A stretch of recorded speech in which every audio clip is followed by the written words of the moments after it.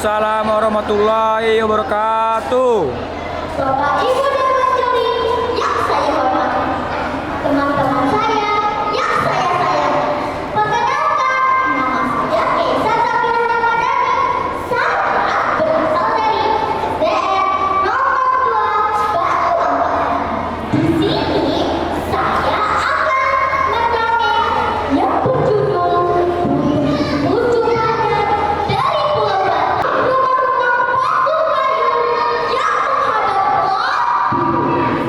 setiap pagi terdengar suara perahu nelayan dan guncangan yang terdengar. Di salah satu rumah kampung itu hiduplah sepasang suami istri yang baik. Mereka sangat ingin memiliki anak. Suatu malam, ketika angin bertiup lembut dan bulan bersinar terang di atas langit Singapura, lahirlah seorang bayi perempuan yang cantik. Kulitnya cerah, matanya bening seperti air laut. Namun, kebahagiaan itu tidak. Di kampung tersebut ada seorang perempuan yang mendapatkan kabar bahwa bayi itu membawa sial. Warga menjadi takut. Orang tua bayi itu bingung dan sedih. Mereka tidak percaya, tetapi terkadang membuat hati mereka gundah. Dengan air mata, sang ayah membuat kapal kecil dari anyaman untuk laut dan daun. Ia melapisinya dengan kain batik melayang. Sang ibu mencium kening bayinya. Saat azan sudah terdengar dari seluruh kampung, kapal itu perlahan dihadirkan ke laut. Ajaibnya, kapal itu tidak mengeluarkan ombak, justru membawanya ke sebuah pulau kecil tak jauh dari batu. Di kampung tersebut tinggal seorang nenek penanam 3 kandang. Ia hidup di rumah panggung sederhana, ditemani suara angin dan debu awan. Ketika pagi tiba, nenek mendengar suara tangis lembut. Ya Allah, suara siapa ini? Ia menemukan bayi di dalam dapur. Awan bersama panjang ke laut. Aku panggil kau Ujung Pandang. Sejak saat itu, Ujung Pandang tinggal di pulau kecil itu. Ia menjadi anak yang ceria dan suka membantu. Setiap hari, ia membantu nenek menjemur makan, menanam tikan, dan membersihkan meja kayu kecil tempat mereka makan bersama.